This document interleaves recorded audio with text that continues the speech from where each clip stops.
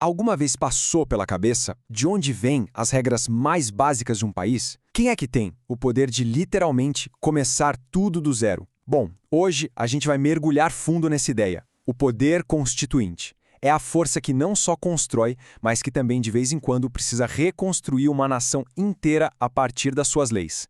Pois é, essas são as grandes perguntas. Quem é que desenha a planta original da nação? E depois, quem é que tem a permissão para fazer uma reforma nessa planta? É disso que vamos falar. Para a gente entender melhor, vamos usar uma analogia que funciona muito bem. Pense que a constituição de um país é como uma casa. Primeiro tem o arquiteto, que projeta e constrói tudo, do chão ao teto. E depois tem o reformador, que vem para atualizar, fazer umas melhorias, sabe? Um cria, o outro adapta. É simples assim. Então, o nosso papo hoje vai ser sobre esses dois poderes, como as mudanças acontecem, e até sobre uma ideia meio polêmica de uma constituição não escrita. E no fim a gente reflete sobre esse balanço delicado entre o que é novo e o que se adapta. Vamos nessa? Ok, vamos começar com o básico. A diferença fundamental entre os dois. De um lado, a força que cria o projeto. Do outro, a que tem a permissão para reformar.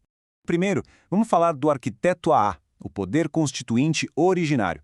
Pensa nisso como uma força da natureza, algo que aparece em momentos de ruptura total, tipo uma revolução, o fim de uma guerra, a independência de um país.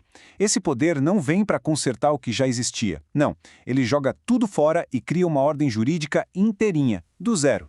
E aí, na sequência, entra em cena o poder constituinte derivado. Esse é o nosso reformador. Ele não cria nada do zero. A função dele é trabalhar dentro da casa que o arquiteto construiu, sempre seguindo as regras que estão lá na planta original. Agora, vamos dar uma olhada mais de perto nesse poder do arquiteto. O que é que faz dele algo tão absoluto, tão fundamental?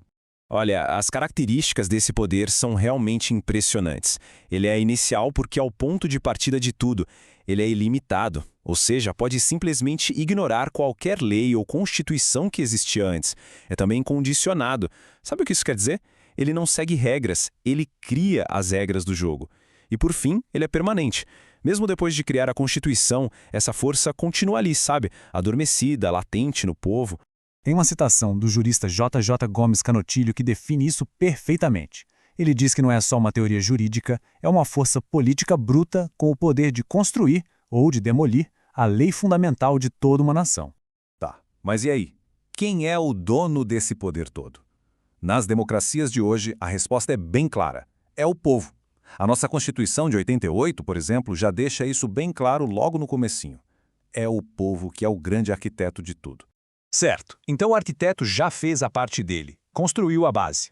Mas como é que a casa se mantém moderna, atualizada?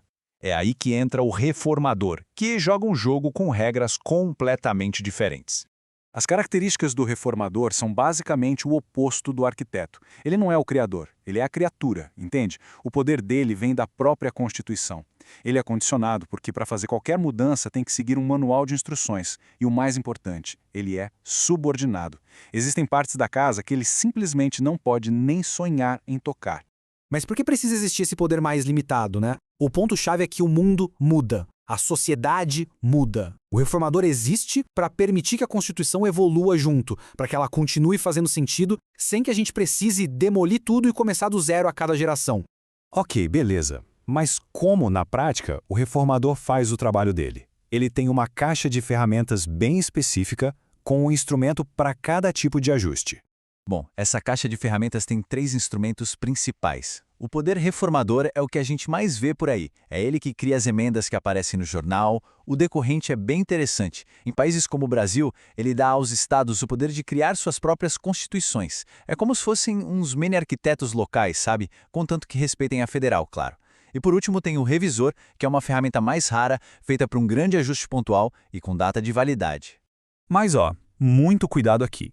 O reformador não pode sair mexendo nos pilares que sustentam a casa. No Brasil, a gente chama isso de cláusulas pétreas. Pensa só, imagina o Congresso tentando aprovar uma emenda para acabar com o voto direto. Isso não seria uma reforma, seria demolir um pilar da nossa democracia. As cláusulas pétreas estão lá justamente para impedir isso. Elas são intocáveis.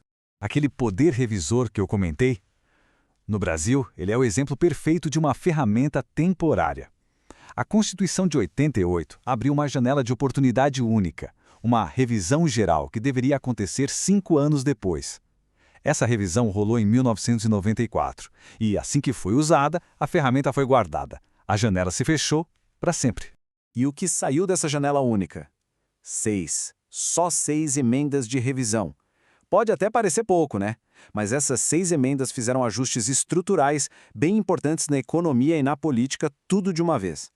Foi um mecanismo super poderoso e concentrado que mostra como um poder temporário pode deixar uma marca bem duradoura. Agora, a gente vai entrar num território um pouco mais sutil e bem mais controverso. Vamos falar da mudança que acontece sem que ninguém altere uma única vírgula do texto original. Essa é a pergunta que nos leva a um conceito chamado poder constituinte difuso. Será que o significado de uma Constituição pode se transformar com o tempo, só pelo jeito que a gente interpreta e aplica as leis? Pois é, esse fenômeno é o tal do poder difuso. É uma mudança que acontece meio que por baixo dos panos. Por exemplo, quando o Supremo Tribunal Federal reconheceu a união estável para casais do mesmo sexo, o texto da Constituição que fala de entidade familiar não mudou nada. Mas a interpretação, o alcance dessa regra, isso mudou completamente. É um assunto polêmico porque a mudança acontece sem seguir o processo formal. E aí fica a questão, quem é que está de fato alterando a lei fundamental? Bom, agora vamos tentar juntar todas essas peças. O que essa dança entre criar e reformar realmente significa para a gente? Vamos voltar para a nossa analogia do começo. O poder originário, o nosso arquiteto, nos dá aquela base sólida, os princípios que a gente não abre mão. Já o poder derivado, o reformador, ele garante que essa casa não vire um museu antigo, mas que continue sendo um lar funcional e moderno para todo mundo que vive nela. E aqui fica a reflexão para a gente levar. Essa tensão que existe o tempo todo entre a força que cria e a necessidade de adaptar, entre a estabilidade e a evolução, talvez seja justamente nesse equilíbrio dinâmico que mora o segredo de uma Constituição e de uma democracia que conseguem durar de verdade.